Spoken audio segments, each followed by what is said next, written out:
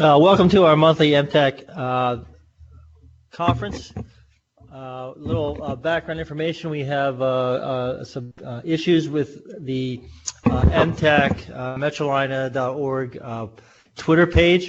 Please get a chance to put that on there if you haven't already. We're trying to increase our volume with that, and I can tell you that Scott Wilson's done a tremendous job. We've gone from one tweet a year essentially to 5 to 6 per week, and there's a lot of information going through there. In particular, a lot of information related to some of the educational events that are going on throughout the region, not just here at CMC, within the MTAC region. Our speaker today is Dr. Sam Ross. This is a real honor and pleasure to introduce him as a speaker today, because Sam spent his 5 years here, or 6 years here with his residency from the very beginning, and has had a very strong interest in trauma from the very beginning, and actually went on to win get the Oriens Award at the Eastern Association for the Surgery of Trauma for his essay on trauma early, and has won a number of very prestigious awards, most notably the Alexander Raymond Award at the Eastern Association for the Surgery of Trauma for a research project that was done here. Sam went on to complete a critical care fellowship at Parkland in Dallas. We'll have a lot of interesting stories there at some point to update us on, which will be fun, but we were very privileged to have him return to us to help round off our almost rounded off faculty at this point in time. With that, he brings to us a lot of expertise in the topic here, which he's had some research and publication on already. We're going to talk about the lethal triad, in particular the impact of hemodilution as well. Sam? All right. Thanks for the introduction, Ron. So I was a fourth-year medical student when I first came here to Charlotte, and Ron was one of my faculty as well as Dr. Jacobs, and I knew right away that I wanted to do my residency here, for better or worse. I don't know, Ron. So the topic today is coagulopathy, acidosis, and hemodilution, the lethal triad. So the question mark there is because it's usually hypothermia, but I wanted to kind of throw a monkey wrench in this. And as you all know, this is the Samuel Ross Trauma Center. I actually am related to that Samuel Ross, just a little factoid for you. None of the money, though. That's the downside. So no conflicts of interest. Some of these studies that we'll talk about, including the hemodilution, was funded by the Carolinas Trauma Network Research Center of Excellence. So, as I said, the classic lethal triad is hypothermia, acidosis, and coagulopathy. So the hemodilution aspect doesn't actually come into there. But I'll go through kind of a case scenario, and you guys can see where the hemodilution aspect comes into this lethal triad. So you have a 22-year-old male. He's a gunshot wound to the chest, abdomen. He's hemodynamically unstable en route. He arrives pulseless, GCS of 3. Dr. Mala, what you going to do? So GCS of 3, pulseless, make sure get IV access quickly or find rate. He's shot. He has no pulse. Start CPR. Right, you're going to do ED thoracotomy. Throwing you a softball. So the aorta is cross-clamped, no thoracic injury. You do cardiac massage, so there's no injury there, so you're going to go in the belly. When you get those ISTAT labs, you have a hemoglobin of 6, pH is 6.7, a base deficit of -25, and a lactate of 15. So the person is in profound shock. So you take them to the operating room. So in this, we're going to go down 2 kind of scenarios. So the first scenario, what's an MTP? We don't say in this scenario we don't have the classic teaching over the last 15 years of damage control resuscitation. That's a buzzword I'll get back to multiple times here. So you give the patient 6 liters of crystalloid without good response in their blood pressure. You don't have permissive hypotension. You do no blood product resuscitation, or you use lots of packed red blood cells. No TXA. Or the current option, which is our standard of care, you give crystalloid, you give uncross-matched blood, you give MPP, you do permissive hypotension, you do a balanced product resuscitation, give TXA and TEG. And the reason I'm presenting both of these is because this is how we used to do it on the left side here. So in that left side example where we're going through, you have blood everywhere you pack, you have injury to the surgical sole, you're ligating vessels, you do a splenectomy, but as you're doing all of this and you're giving more and more crystalloid in the operating room, everything, the blood is just oozing up out of everywhere. As you're trying to pack, you can't keep up. You eventually temporarily close the abdomen, the patient gets anasarca, have high PEEP, have ARDS, so you get an open abdomen, lots of visceral swelling, and a delayed hernia. So that's what we used to do. In this future scenario, the current scenario, what we do is get control of the surgical bleeding, control the hypothermia, control the coagulopathy with balanced resuscitation, place the VAC, close the chest, do DPR, which we learned about this last week, return to the operating room and close the abdomen in a more balanced resuscitation, less anasarca, less ARDS. And so really the enemy in that old scenario is this, saline or lactated ringers, any type of crystalloid, because it turns your blood into that. It's Kool-Aid, basically.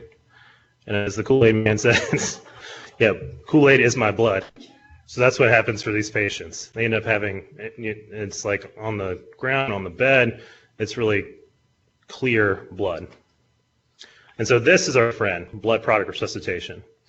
And so as we go through this, just to give you an outline of the whole talk, we'll talk about the classic lethal triad. The Three Amigos is the classic lethal triad here. Talk about hypothermia, acidosis, coagulopathy, and treatment modalities for all of those. And then talk about hemodilution and interplay with the lethal triad. So the lethal triad, the term was actually probably coined by Rotundo in the late 90s. He didn't actually call it the lethal triad of trauma. That was later on. And then also Moore in Denver talked about the bloody vicious cycle. But the first use of the trauma triad of death was actually by a nurse, Judy McHale, out of shock. And this was in 1999. And again, we'll get back to this term, damage control resuscitation. So as we keep talking about these different scenarios and the different aspects of the lethal triad, want to get back to this at the end. What is damage control resuscitation? So hypothermia, it's about cold blood. So this is a model of the lethal triad from Napolitano. It's a little bit more intricate, and what we'll be focusing on first is the hypothermia aspect. And this can come from shock itself, it can come from the environment, it can also come from us. So in trauma, mild hypothermia is 94 to 96, moderate hypothermia is 32 to 34 degrees Celsius, and severe is less than 32 degrees. But if you look at most of the studies, less than 35 has been associated with worse outcomes and increased mortality. So the physiology behind this is that there's decreased cardiac contractility, it can lead to arrhythmias, can have actually a decreased respiratory rate below 33 degrees. And because of that, you'll have hypoventilation and have increase in your PCO2. So you have acidemia from respiration as well. But really the mainstay of why this affects the lethal triad is because of coagulopathy. And as you go back to that model that I just showed you from Napolitano, everything kind of feeds down to coagulopathy, and is why this is really the lethal triad.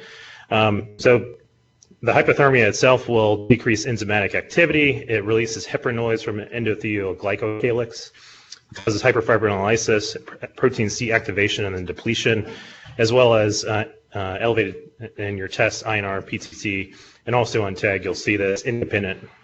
Also with platelet dysfunction, you'll have, it's kind of unclear why this happens for platelets, but some studies have actually shown that when you have kind of mild hypothermia, you actually get an increased activation of platelets, while the rest of the coagulation cascade continues to have derangements.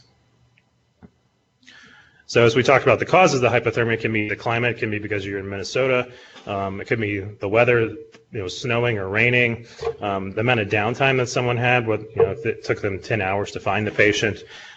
Also, patients with TBI and spinal cord injuries have more hypothermia than equally matched patients, because they can't protect their own airway, can't go to kind of a source of heat as well. And then fluids that we give, so room temperature fluid in the trauma bay and the ICU, as well as the operating room, and then cold fluids in the ambulance. I used to be an EMT, and I remember being in the winter, you didn't have like a warmer for your fluids or anything like that. You would just kind of throw them up on the dashboard to try to get the heat to get them warmer. And then the room itself, the trauma bay is cold, or an ICU is cold. Increasing the temperatures for those is very important. And the procedures can lead to hypothermia as well. Loss of skin integrity, loss of body fluids, and then laparotomy itself, you lose about 4.5 degrees centigrade per hour in an XLAP if you're not doing anything to mitigate that. So the hypothermia does actually lead to increased mortality independently. So this is a nice study from Germany looking at over 15,000 trauma patients. And they saw is that the temperature decreased, your ISS scores actually increased, which kind of makes sense. And also that your multi-organ failure increased, as well as your overall mortality, with less than 33 degrees being about 32% mortality in those patients. So some groups have actually recommended tackling hypothermia in a systemic way, and this is actually a group of anesthesiologists. And they had this paper had a good review of the different types of modalities for increasing your temperature. Which types of temperature mediation do you think are fastest? Let me go with Eileen. So really we're talking about conduction. So radiation and evaporation are much slower. Liquid can transfer heat about 32 times faster than air. So although we typically use bear huggers most of the time, actual fluid is the best way to do this. And so we do have the warming devices like the bear hugger and air mattresses, hot packs, and humidified gas. You can actually turn the heat up on the circuit on the ventilator and try to get it a little bit higher by that way, but it's really kind of a passive technique. The more active techniques, you can do a arterial venous catheter or just an arterial catheter, same thing that they use for the Coagulopath for cardiac arrest. You can just set the temperature up instead of down, as well as the Arctic Sun, which we used to use quite a bit for traumatic brain injury, decrease the temperature in those patients. It can just make the temperature go higher. But really the best way is with ECMO or cardiopulmonary bypass. And you can really just dial the temperature to whatever you want, and within minutes it'll get to the temperature that you want it to. So this group actually had an algorithm of when to go to each of those modalities. And so you go through your normal trauma pathway, remove the wet clothing, avoid cold surfaces, kind of the ATLS, the E portion of the primary survey. Do what you need to do as far as scans, surgery, angiography. But then afterwards, look at the temperature and then see what you need to do. If it's less than 36 degrees, but between 32 and 36, do some type of active rewarming with forced air, underbody heating pads, radiant heaters, humidified ventilation, circulating water garments like the Arctic Sun. And if it's less than 32 degrees Celsius, then you should go ahead and do body cavity lavage, extrapleural membrane oxygenation, or cardiopulmonary bypass. And so some of the easiest ways to do the lavage would just be through a nasogastric tube, through a Foley catheter. If you have an open abdomen, you can do it that way with direct peritoneal resuscitation as well with heated fluids. So there's multiple ways that you can tackle this. So now moving on to acidosis. No, Mala, it's not that kind of acidosis. So we're looking at this in the whole diagram. It's really the acidemia is from the shock itself.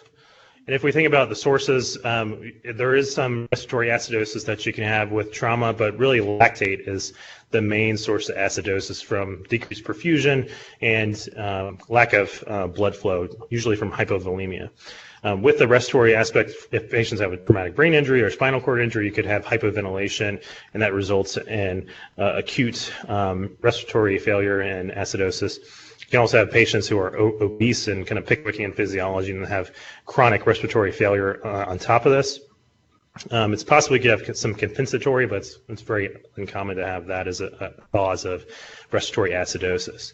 You also have to think about patients who are inebriated and have alcohol on board. They can have lactic acidosis just from that, as well as diabetes and uremia. And then when you're thinking about your non-GAP causes of acidosis, I put it like 10 times here. Saline is your #1 cause of your non-GAP acidosis. We'll talk about that a little bit more later. And also renal and diarrhea sources. It's really a loss of bicarb in those scenarios.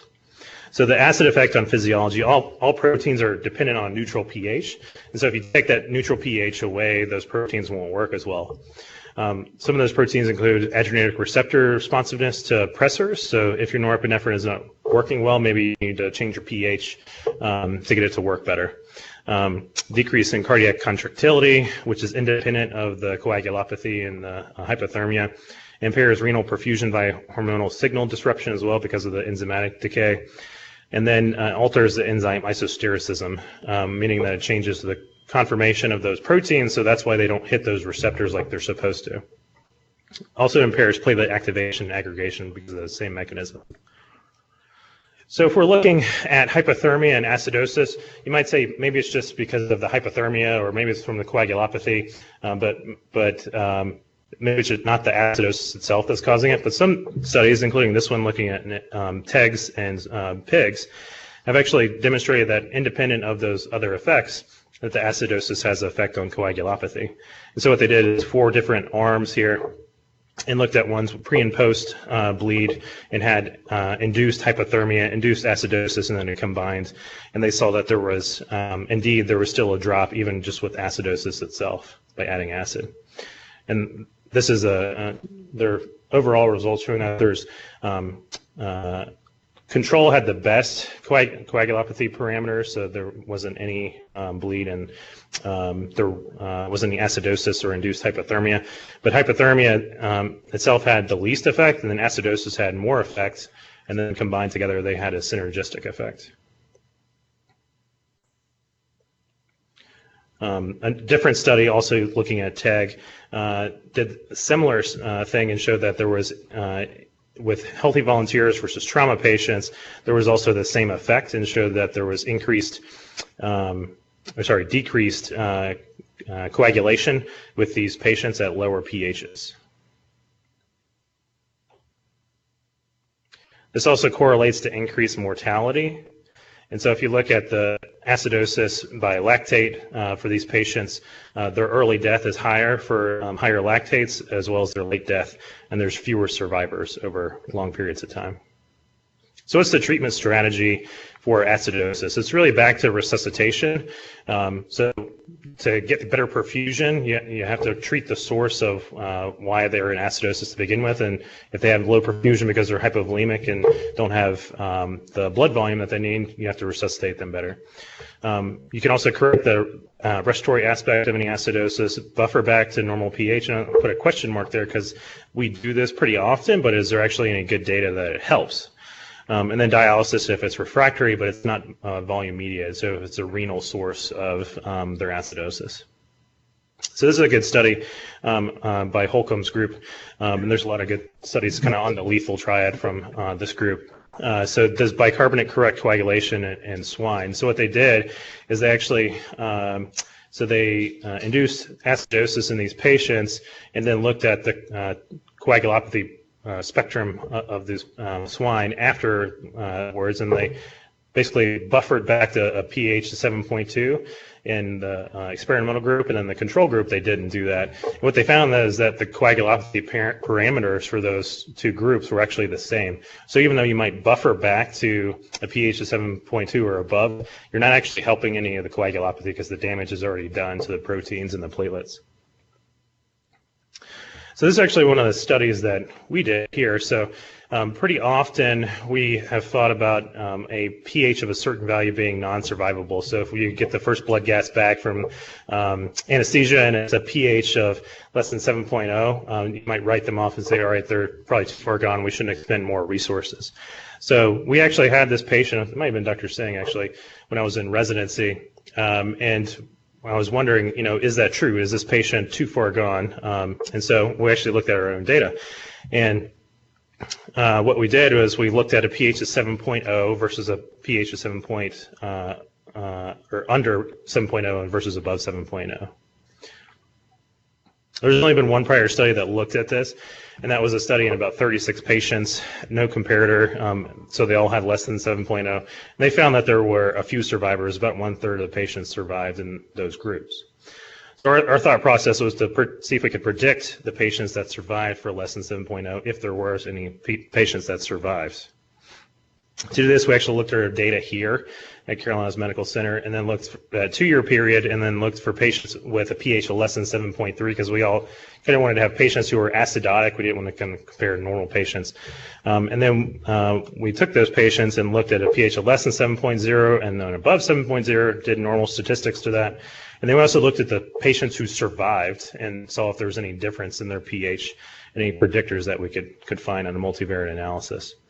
And so when we did this, we found that there was about even percentage of blunt and penetrating for the patients who were above and below 7.0 for their pH, but the ISS was higher overall in the less than 7.0, but it wasn't statistically significant. We also saw that, as you'd expect, the GCS was was lower in the lower pH group, as well as the revised trauma score was lower in the lower pH group, and the base deficit was higher in the lower pH group. Then we looked at their overall outcomes. We saw that more patients were likely to be directly go to the operating room if they had a low pH, as well as they were about 15 times higher chance of having an inpatient death if they had a low pH, which is kind of what we see anecdotally. We also saw that their length of stay was actually higher in the high pH group, which you'd expect is kind of a survivor bias. So then we looked at the 66 patients in this group that actually survived, and we saw that of the 66 with less than 7.0, and saw that about 25 survived, so about 38% of those patients survived. Those patients had higher GCS, higher revised trauma scores, and actually had a higher base deficit, which was kind of surprising. But they had lower, also had lower ISS, as you'd expect. So those patients had increased ICU length of stay, increased hospital length of stay, more charges, more ventilator days, and more likely to discharge to rehab or to home, as you'd expect, as those other patients were sicker. So then when we looked at the actual pH by the decile points, we saw that there wasn't an absolute value for which patients died, except for at 6.6, and there was only one patient less than 6.6 for their pH, and that one patient died in that group. But every other group had more patients in it and had a decreasing mortality as the pH rose to 7.2. And so even a patient with a pH of 6.7 on admission had a 25% survival. When we did this in a multivariate fashion, we saw that pH of less than 6.7 had the highest odds ratio for death at over 12 times the odds. And at 7.0 had 6 times the odds, but it wasn't 100% mortality. So we actually rejected this hypothesis, and we had a 62% hospital mortality, 16% ED mortality, but there was never 100% mortality besides that one at 6.6 for their pH. Also, these patients didn't have increased resource utilization, they didn't have increased charges, so pH is not really a predictor of any of those hospital length of stay, ICU length of stay, or ventilator days. So the overall message of this study was, even with found acidosis, some patients will live to discharge, and you shouldn't give up on those patients, and it's not fetal care. And you can continue aggressive resuscitation even in those severely acidotic patients. So that's kind of counterintuitive, but it's why we asked this question. So now moving on to coagulopathy. So that's a picture from The Shining. It's not from, I don't know which resident I can pick on. There's not many residents there. From Mala. Okay. Can't pick on you too much. So the main point of this is that when you're getting to coagulopathy, it's because of all the inputs of all the other things in the lethal triad. It's from the hypothermia, it's from the dilution, it's from shock, it's from fibrinolysis, from factor consumption. And so there's a lot of different ways to tackle coagulopathy and have treatment modalities for treating coagulopathy. So the kind of molecular pathophysiology is there's activation, depletion of protein C. There's factor depletion in the kind of the intrinsic and extrinsic pathways. There's impaired thrombin generation, and actually most of the fibrinogen is consumed and then has a deficiency after you have that initial clot burst. You have dysregulated fibrinolysis, so that clot is getting lysed irregularly. You have endotheliopathy, so there's membranes that are open that aren't usually open, and that increases inflammation and has increased cytokines because of this, all which affect the coagulation cascade. Then also you have the thrombocytopenia from consumption, as well as other sources, whether it's medication or because of it's traumatic brain injury induced. And then also with that, you have complement activation, similar to kind of the sepsis pathway. And so all these different mechanisms working together to cause coagulopathy. As you'd expect, the more coagulopathic patients are, and the more injury burden they have, the higher mortality they'll have. In this review article, they show that the mortality for patients who have a high ISS, 50 to 75, and also with coagulopathy approaches 60%. So let's kind of go through the different algorithms or different kind of targets that we can for coagulopathy. So the first one I'll hit is resuscitation. So as I gave in our example earlier, the massive transfusion protocol is something that we kind of take for granted now, but even just about 20 or so years ago, this was a standard of care across the country. This study, this was from Shock. They actually tried to find published massive transfusion protocol, I think it was in 2002, but they couldn't find any published protocols. Some were shared with the authors by different groups, but they didn't have any uniformity. And so these were the first people who actually recommended a 1-to-1 ratio. And then after that, people started kind of changing the type of ratios that they have here. We have had a 1-to-1 ratio, it seems like, as long as I've been here. But at Parkland, we actually had a 5 to 3-to-1 ratio. So you get 5 units of packed cells, 3 FFP, and then 1 of platelets. And that was just the way they did it there. Also talk about whole blood in a minute, but this is one of the biggest studies in relationship to massive transfusion protocols. This is a proper study. This is out of JAMA. And then this study, they actually looked at a 1-to-1-to-1 ratio versus a 1-to-1-to-2 ratio, so more packed red blood cells in this. But what they found was that there was no difference in the 30-day mortality, but there was a small difference in the 24-hour mortality in the 1-to-1-to-1 ratios compared to the 1-to-1-to-2. And also that they found that this was about an effect size of 4% in their actual mortality in the 24 hours. 4 out of 100 patients would have potentially benefited from the 1-to-1-to-1 versus the 1-to-1-to-2. Additionally, when they looked at the amount of products that patients received, they paradoxically found that the patients in the 1-to-1-to-1 actually received more platelets than FFP. And so there's some thought for this is that maybe these patients actually got more product, and that's why they had the benefit, which is an argument for a kind of TEG-guided resuscitation, which we'll also talk about. So whole blood is another treatment modality that's very familiar for our faculty that have been in the military. Many studies have shown the benefit of whole blood in this population, usually because there's the walking blood bank, so you can just grab some infantrymen or a seaman, and they can give blood as needed. And everyone's typed. Everyone knows their blood group. This is starting to kind of transition over into the civilian use. At Parkland, we actually had whole blood for the OB population for some reason, but we can never get it for our trauma population. So it's a little bit of an interesting.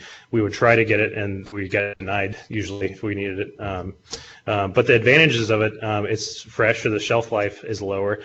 And there's something called fresh whole blood versus stored whole blood, and usually stored whole blood is what most of the literature was talking about because the fresh whole blood, there's a higher incidence of cross-match errors and things like that you can have, which you have more transfusion reactants. There's no anticoagulants. There's less platelet dysfunction, less thrombocytopenia. Some studies that have looked at the actual platelet count for someone who gets MTP, so if you all just throw it into a Belmont or the level 1, the actual platelet count for that mix is about 90,000, so it's not robust. It's not 300,000 like a normal patient. Also, the hematocrit on this is very low. It's about 29%. So there's also already a hemodilution effect just because of all the other things that go into the component therapy. It's also just because it's the original colloid, so why do something different? The disadvantages for the whole blood, it's not set up to collect, disseminate, and transfuse it in the civilian population. So we get our blood from the Red Cross, the community blood centers of the Carolinas. They actually have a financial interest in separating out the blood products because that's where they make their money. Additionally, as I mentioned, the whole blood is more likely to cause transfusion reactions, more likely to cause ARDS, trolley, and TACO, which is transfusion acute overload, if I messed up the acronym. But and then you also have to set up a protocol with your local organization to do this, so that there's some inertia in trying to get the whole blood set up for a lot of these places. But in places like San Antonio that have started doing this, they've had good results, and actually EMS is transfusing whole blood their trauma patients now. So a little bit different target now is we'll talk about fibrinolysis and factor consumption. So who has not heard of TXA? Probably everyone has heard of TXA. So this is the seminal study for TXA, the CRASH-2 trial. Who has read this study? So 1, 2, trauma faculty and 1 fellow. So it's an interesting study because this study basically is why we use TXA the way we use it. And in the study, they showed a decreased mortality for patients who received TXA. So their any-cause mortality was lower for patients who had tranexamic acid, and also their bleeding death was lower. Here, if you see, so about 4.9 versus 5.7%, and 14.5 versus 16%. So the actual reduction in absolute mortality is pretty low, but if you're thinking of treating thousands of patients, you might save hundreds of patients. And then when they looked at a subset analysis of this, they saw that the timing of when tranexamic acid was delivered actually does matter, and that's why we don't give it after 3 hours from the time of injury. So you see on this forest plot, when you have greater than 3 hours out, there's really no benefit from giving the TXA. But if you look in the method section of this, you'll actually see something interesting. This is why I actually read the method section usually for any literature that I read, is because it kind of dictates the entire study and which population you should believe in. And so for this study, they actually, any patients that they thought would benefit from TXA, they didn't randomize. So that anybody who had a massive hemorrhage, anyone that thought wouldn't benefit because their injury burden was so low, they didn't randomize. It was only kind of a window of patients they were like, I don't know, they might benefit. And based on the surgeon or provider discretion, they randomized them into the study of TXA or not. So there's a lot of patients out there that probably will benefit from TXA that they didn't catch, and a lot of patients probably that don't benefit from TXA that they didn't catch either. So you just have to kind of take that with a grain of salt of which patients you're going to give TXA to. And I keep mentioning back to Parkland, but in Parkland we were actually going away from giving TXA universally in our massive transfusion protocols and going based on ROTEM based factor and product delivery. So this is a more recent study based on treating patients pre-hospital with FFP. So this is the PAMPER study. This was actually published in the New England Journal of Medicine last year. It's one of the first studies about trauma and even about surgery really within the last decade that has been published in the New England Journal of Medicine.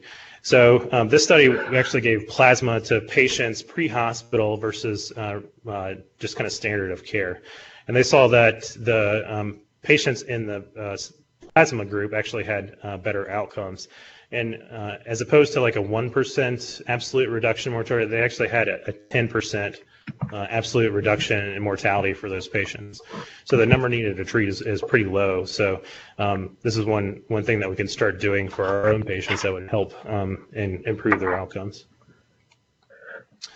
Next, kind of getting on to, I mentioned TAG a lot, and what we used at Parkland was ROTEM. It's pretty similar technology. The real difference in between thromboelastography and thromboelastometry is just the output. There's a little bit of technical difference, but it's really just the output that comes out in the numbers that you look at. So we use predominantly TAG here, so we'll talk about things like the R time, the alpha angle, the maximal amplitude as factors of what we're treating. And these are kind of samples of what you're looking for. And so a normal TAG will look like the top example. So there's really no coagulation dysfunction. You'll have an insult, and then after a certain amount of time, your R time here, you'll form a clot.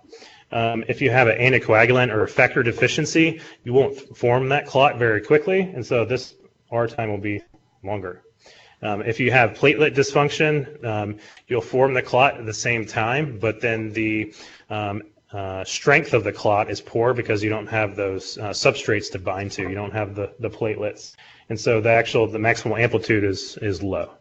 If you have hyperfibrinolysis, you form the clot, you form it strong, but then the clot gets broken down over time by your enzymes, and you have this kind of a teardrop shape, this kind of characteristic teardrop shape. And then if you're a hypercoagulable patient, say you have factor V Leiden or something like that, you'll form the clot maybe even sooner than normal, but then also the strength of it will be stronger. And there's actually a subset of patients who are hypercoagulable in trauma. It might be a genetic trait, and those patients actually do worse than normal patients, more prone to DTs and PEs.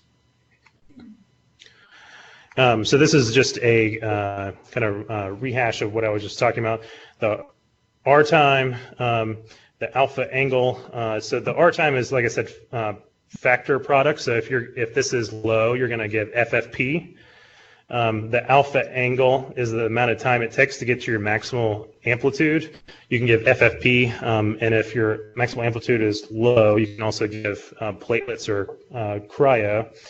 And then if your maximal amplitude is low in TAG, you give platelets. In ROTEM, you would check something called a FibTim, and then give cryo versus platelets based on that. So this, all this kind of background is just to get you kind of in the right mind space to talk about goal-directed therapy. And so that was looking at the goal, so getting a normal TAG. And goal-directed therapy for hemostatic resuscitation has actually been shown to increase patient survival. And so this is a study out of the Denver group by the multiple Moores, Ernest Moore, Hunter Moore, and then I think their brother Moore was also in here too. It's like a little clan of trauma surgeons over there. So what they did was they looked at the tags for these patients, whether it was TAG-guided resuscitation versus just kind of standard of care, and they were giving products as they kind of felt like they needed to, or they were checking INRs or PTTs. And they actually found that the patients who had the TAG-guided resuscitation had improved mortality compared to the other patients. And then when they looked at it, so by their intention to treat, there was still a mortality benefit, but when they actually looked at it by the patients who actually had a TAG and they like cheated and went into the other randomization, that the benefit was actually even better. So other things that I won't talk as much about are Amicar, which is also an antifibrinolytic, so it's similar to TXA. Also, we can give Kcentra, especially for patients who are on blood thinners. It's not FDA approved for trauma, but there's actually a East multi-center trial that will probably start here within the next year about giving Kcentra to patients who are coagulopathic from trauma, giving activated factor VII, giving DD, and the factor VII is really kind of the inline if patients are really coagulopathic, non-responsive to anything. It's kind of a Hail Mary. DDAVP for thrombocytopenia for platelet inhibition. So this will actually release the platelets from, actually release von Willebrand factor from the endothelium and cause platelets to aggregate. And then cryo is given because it also has factors, but it also has the fibrinogen that you need if you have consumption of your fibrinogen from that clot burst. So getting to the topic of hemodilution, so this isn't part of the normal lethal triad. Yeah, this is kind of a bad joke. It's kind of funny. Two blood cells fell in love, but alas, it was all in vain. So if you take the normal kind of model that we were looking at here by Napolitano, this is where the dilution kind of falls in from resuscitation with crystalloid. But if you really think about it, the kind of real lethal triad is made up of the hypothermia, acidosis, coagulopathy as one part of the triangle. Then the hemorrhage itself, because hemorrhage continues, this worsens. And then resuscitation, an unbalanced resuscitation with crystalloid and red blood cells is the other point of this. So this is why I made the title of this as the lethal triad ? This is what really affects the patient's mortality. As you have this worsening kind of vicious cycle with the lethal triad, patients are continuing to bleed, whether it's surgical or because of coagulopathy, and then you're dumping in fluid and thinning out their blood even further. So to kind of continue this case that we talked about earlier, so you get them up to the ICU, their hemodynamics are improved, they don't have any pressors. I don't know whose that is, but their hemoglobin initially was 11.5. Their base deficit and lactate are starting to correct. You get a TEG and you're correcting the coagulopathy, but then their hemoglobin starts to go down. It's 10.7, it's 10, it's 8, it's 7.1. But is the patient really bleeding again? Is they have blood coming out of their back? They're losing blood anywhere else? Are they bleeding somewhere occult? They have a GI bleed now and they're a trauma? Or is this hemodilution? And is there any way to figure that out? What do you think, Mala? I think that you have to assume they're bleeding. I think some component of it's going to be hemodilution because you're resuscitating them. In a fresh trauma patient, you have to assume they're bleeding and you have to look for that source. So how much of your hemoglobin is going to be from hemodilution then? Based on your study, it's like Don't spoil the fun. So you have to. There's no before the study that he mentioned. There wasn't really any way to kind of gauge how much of this is from hemodilution, how much is from active bleeding, or what else is going on. So how do we figure it out? So the concept of hemodilution for resuscitation, as we've talked about, has been a surgical maxim, but there wasn't really any evidence of it. But for a therapeutic modality, hemodilution has been used since the 50s and 60s. Actually, in patients for cardiac bypass, they'll take off a couple units of blood, save that, and then give it back to them at the end. And the idea for that is that they're less viscous blood as it's running around the pump. We also use it for patients with Jehovah's Witness, and there used to be some thought for neurosurgery for subarachnoid hemorrhage that hemodilution helped with that as well. But the actual first utilization and kind of proof of concept was in dogs, and they did a hemorrhage model on these dogs and actually showed that hemodilution does occur. And then this has subsequently been studied in rats and rabbits and pigs, but there hasn't really been much human data. The kind of sparse human data is really kind of not in vivo, but ex vivo. In vitro is the word I'm looking for. So this group in Israel have actually looked at this, and they used TEG parameters, and they looked at the effect of hemodilution, so they'd actually diluted out a blood sample. And then they did this separately from fibrinolysis, where they actually added a reagent, and then separate from hypothermia and acidosis, where they added different reagents to create those things. And they actually saw that the hemodilution, just by itself, without any of those other components of the lethal triad, actually did have effect on the coagulopathy. They had a decreased CT, decreased alpha angle, decreased A10, which is a ROTEM measurement, but similar to the MA, and then a decreased NCF, which is also similar to the MA. The same group then looked at this in their own trauma patients and saw that when patients had increased crystalloid volume, they actually had decreased concentration of their factors. And so they had double the crystalloid volume in resuscitation compared to the kind of control patients, and had almost half the factor levels for most of those factors that they looked at. In this study, it actually didn't cause any difference in their clot strength. So it didn't affect their coagulopathy in the end result. So why hasn't anyone really studied this previously? The real reason is because it's hard to do in trauma patients. You can't control all these variables. You can't control how much patient's blood how much EBL that they have. You can't control the amount of fluids that they have lost, can't accurately measure the crystalloid resuscitation in those interventions, and you don't know their total blood volume to start with, because that really matters if someone's 6'5" and 300 pounds, or if they're 4'9" and 100 pounds soaking wet. That really makes a difference in what their blood volume is. And the reason that no prospective studies have done this is because it's really before our study was because there's no ethical kind of foundation to do this, randomize someone to no blood or only crystalloid with all the data that we know and the data presented that they have worse outcomes.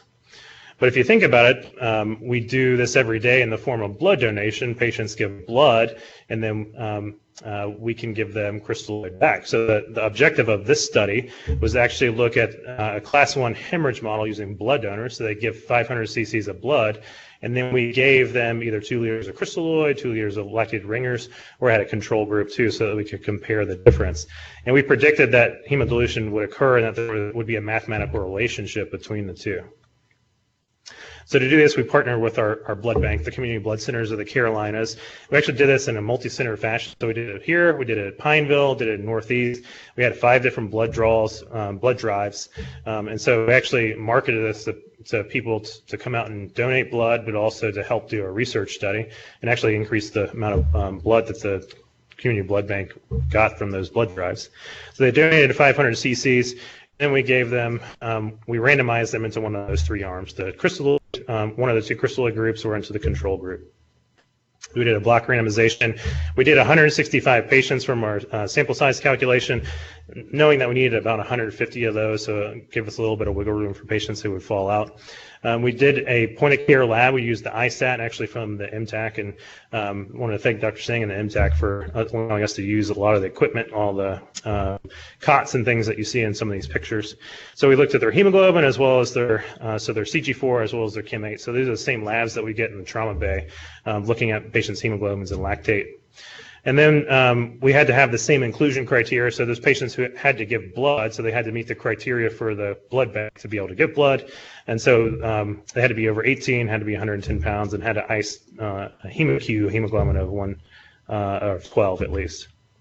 Then we excluded them if we couldn't get IV access, but we actually were using our STICU nurses who have good IV skills, and barely ever that was an issue for exclusion. So the patients would come in, they would give the blood, they would donate 500 cc's, and then they would just step right over into the kind of treatment area for the experiment, and then they were randomized into a resuscitation group after they signed consent. An IV was placed and blood was drawn, and from that we got a post-donation hemoglobin. We used their hemoglobin for their pre-donation hemoglobin. Then when they would wait 30 minutes in the control group, the LR and IV, the normal saline groups had 2 liters pressure bagged in over about 30 minutes, so we had about the same time frame. And then lastly, the last blood draw was taken after about 30 minutes. And so we had 3 different time points to look at for our hemoglobins. And with all these, there was like blood wasted and returned to the patient, so you didn't get like a diluted sample just because it was hooked up to the same IV. So then we did kind of some standard statistical analysis. And one thing we did make sure to look at was we looked at their total blood volume. We used something called Nadler's formula to calculate that. We also looked at total hemoglobin change over time, not just the actual value of the hemoglobin. Also, one of our endpoints was lactate and base deficit, because we were doing the study and getting a CG4. We wanted to see what the lactate and the base deficit did at the same time. So we had 157 patients that were included. And then we found something that we were expecting. First of all, we found that in the normal saline group that their base deficit was profoundly more negative. So it was -3 compared to -0.65 and 0.34 in the other 2 groups. So the control group had a little bit of a lower base deficit, but the LR group had almost an even base deficit. So we were expecting that because of the chloride in the normal saline. What we didn't expect was that actually in the lactated ringers group, the lactate went up. And it went up by about half a point for the 2 liters. So if you're giving someone large volumes of crystalloid and they're in a hypoperfused state and you're giving LR, your lactate might be iatrogenically increased because of this. That's kind of contrary to our dogma that we're taught in medical school, as well as if you look in the ICU book, Marinos, it says the opposite of that. And then finally, when we looked at the hemoglobin, we saw that in the control group that there was a little bit of a drop after the resuscitation. And remember, these patients didn't have a resuscitation. And so that must be some equilibration from that time period. But then the patients in the normal saline group and the lactated ringers group had a big drop, about 2.5 grams on average for the 2 liters. So from that, we were able to make this hemodilution formula. But this looks pretty complicated, but if you think about it just in algebra, it makes sense. So the hemodilution hemoglobin should just be their starting hemoglobin minus whatever happened from their blood loss minus whatever happened because of resuscitation. And if you factor those in, you can calculate what those hemoglobin drops are from their total blood volume and an average kind of for that type of a patient. And that's the final formula. Because we did notice that the control group did drop just a little bit, we also put a little bit of a equilibration component into the equation as well. Because if you don't factor that in, you're not factoring in what would happen normally for a patient that doesn't get any crystalloid. And so that's the entire formula over the course. And if you just put this in an Excel file, you can easily do it. It can easily go into an app. We just haven't done it yet because we haven't validated it in a large mammal yet. But what you can do is just kind of estimate a hemoglobin for the patient because of their gender or their size. It'll give you a total blood volume, usually about 5 liters for a normal 70-kilogram person. And then their estimated blood loss, say you think they lost a liter at the scene per EMS, and then how much resuscitative volume that they've given already. And so if you do all those things together, you can calculate their hemodilution. And this is kind of, these are sample calculations that we've done, and it actually kind of lines up with what we would expect clinically. And so in this bottom blue line, this is a patient where they've gotten 3 liters of EBL and 3 liters of crystalloid resuscitation, and their hemoglobin is about 5. So somewhere where this might actually come into play is not in trauma, but like in a liver resection, have large EBL, and they get a lot of crystalloid volume in the operating room. They might come out with this type of hemoglobin if they didn't get transfused intraoperatively. From these sample calculations, we actually see that what matters most in this is your estimated blood volume, and because of that solute that's being lost, if you're just giving lots of crystalloid but you're not losing any of the blood volume, say like in this top line, your hemoglobin goes down over time, but it's not a huge drop like some of the other groups. So we presented this, as Dr. Singh mentioned, at Easton, won the Alexander Award, and then also presented at the American College of Surgeons Committee on Trauma National Convention in 2015, if I remember correctly, one of the national finalists. It's a big props to Dr. Singh for his mentorship for this. We got 2 publications out of this. The first one about the lactated ringers increasing your lactate in the base deficit was published in Journal of Trauma. And then more recently, the hemodilution effect, and you can look at this from last year in JACS. So the next step was rats. So one of my co-residents, when I was a resident, Kira Huntington, looked at the hemodilution effect in rats, because there's a certain relationship with the amount of blood volume that you have in rats, and it's calculable in a certain way. And so we actually did hemorrhage on these rats and then gave the normal saline and lactated ringers, or actually Normasol for these patients, then followed it over time. And what we saw was a similar relationship, but then there's kind of a plateau effect. So you have this initial hemodilution effect, but then it kind of plateaus off after time. And then when we looked at this effect and then calculated our equation versus that, we found that it was very good test characteristics with an AUC of about 0.94. And that over time, when we looked at the 3 hours, it was less a good model. But there's some kind of another function in this, whether it's time, that we need to kind of calculate for. So the next step would to actually be do this in like a large animal model. You can use this hemodilution formula within all of medicine. It doesn't have to be just trauma. You can use it within surgery, anesthesia, medical critical care, pulmonary critical care, and emergency medicine as well. So as I said, we can put this in a mobile app. The reason we haven't done it yet is because it's not a validated equation. So the next steps will be to validate the equation using a large animal model, so whether it's pigs or sheep or something like that. So I've kind of taken you through this whole thing multiple different ways. So getting back to damage control resuscitation. Damage control resuscitation is just everything that I just talked about. It's taking into account all these different aspects that go into coagulation, go into worsening hemorrhage, go into what type of products that you're giving the patient. And so it's not just focusing on one area, it's this mindset that you have to focus on the lethal triad, you have to focus on the hemorrhage, you have to focus on what's surgically wrong with the patient. And it's something that's a little bit newer. The term actually was starting to kind of come about in the early 2000s. This is the study by Rotundo, which is damage control surgery, which was in the early 90s. So that kind of coined the term of damage control laparotomy, damage control surgery. Get in, take care of the hemorrhage, take care of the contamination, pack the patient, come back after resuscitation. But then we started talking about more in the early 2000s. This is first by Moore, the next generation in shock resuscitation. And then an editorial by Holcomb and Hoyt talking, this is actually what coined the term damage control resuscitation, and it's the need for specific blood products to treat coagulopathy, and also to treat hypothermia, and also to treat acidosis, and to treat the hemorrhage. And so in summary, I will leave you with, that is my main message, is to have this mindset of damage control resuscitation, not to just focus on one aspect of the lethal triad, not just to focus on the surgical hemorrhage that's going on, but you really have to focus on everything within the resuscitation.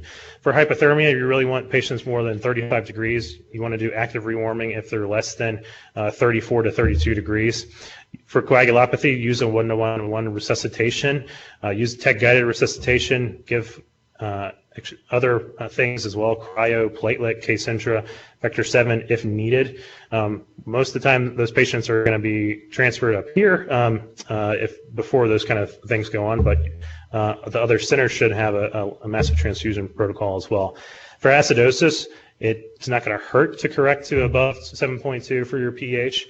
And also really to focus on no level is unsalvageable for these patients. It might be a little bit different in the sepsis population, the EGS population. In those patients, maybe the lactate more than a certain value might be unsalvageable. But in these trauma patients where it's very acute, you should continue aggressive resuscitation.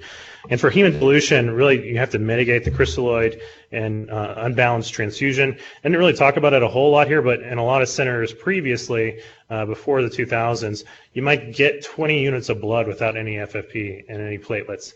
And so that kind of a transfusion strategy won't work either. And then also consider hemodilution as a post-op likely source of anemia. So I'd like to say thank you for everybody for the opportunity. Thank you for my colleagues in the room and all their help with this. And most of all, thanks to Dr. Singh for his mentorship over the years, from a medical student all the way to faculty now. He's the reason why I'm here, and I really appreciate all his mentorship over the years.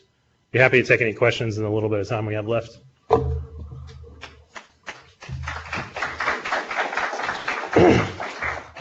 When you get a question, we should repeat that. Yeah. Any question you want to try now? Dr. Thomas. You alluded to the fact in your fellowship that you migrated away transexamic acid and the data that's shown after the CRASH-2 study. I was just wondering if you could expound a little bit more about who might be harmed by transexamic acid and when we should be giving it. Yeah, so there's definitely a subset of patients that are hypercoagulable. And so if, I don't have a graph of these, but that's actually one of the research lines from fellowship was looking at the ROTEMs in certain patients and breaking down who was a hypofibrinolytic patient, who was a hyperfibrinolytic patient, and there's somewhere in the middle that's kind of the sweet spot. And so if someone's a hypofibrinolytic patient and you're giving them TXA, they're more likely already to have DVTs and PEs. In the CRASH-2 study, they had a little bit higher incidence of PEs and DVTs in the experimental group, but it wasn't statistically significant. But those patients, I think, are probably the ones that are going to be hurt. There's no large randomized studies to say that not to give TXA. Did anecdotally had one patient who was a gunshot wound. He was doing well in the operating room. We took out his spleen. We're like doing an exploration, kind of a teaching case for the residents. I was taking him through it, and then all of a sudden he arrested, and his liver got gigantic. I think he had a massive PE on the table after he got TXA and was getting a couple of MTPs. So it's an anecdotal experience, at least, of TXA being harmful.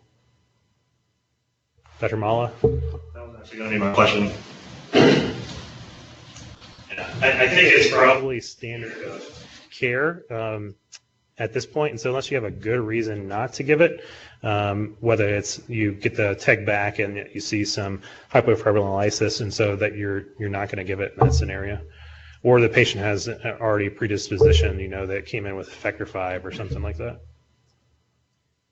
So several things have come down in the past decade regarding resuscitation. One has been the relative hypotolerance, hypotension, particularly in the pre-hospital, to avoid the hemodilution issue of too much crystalloid pre-hospital. Obviously, the one-to-one has been something we've been much more cognizant of as well.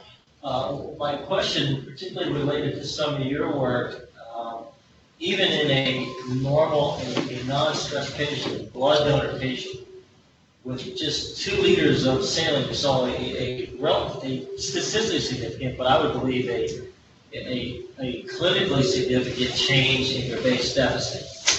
So that just, and again, we're not even talking about a patient with shock. So we already have a patient who's unable to compensate for that immediately. So how does that play into your resuscitation? Now, what I mean by that is the ATLS still has normal saline as an acceptable initial fluid resuscitation, and I'm personally questioning that resuscitation modality. And I'm in the unit this month. I think people, even the ICU nurses, are realizing we're using a lot less saline in the past 24 hours, and a little bit more plasma line than we have. Just your comments on that. Yeah, so we used the normal sol in the rat study as one of our arms, and had less base deficit changes with that group compared to the normal saline group in the rat study. In trauma patients and actual clinical patients, there was, I think, one study out of UCLA that looked at normal sol versus normal saline in their trauma patients. That was a randomized study in the Annals of Surgery. They actually had better mortality outcomes with normal sol compared to normal saline. So there is some data out there. It's a small study, but there's some data out there that they have improved outcome.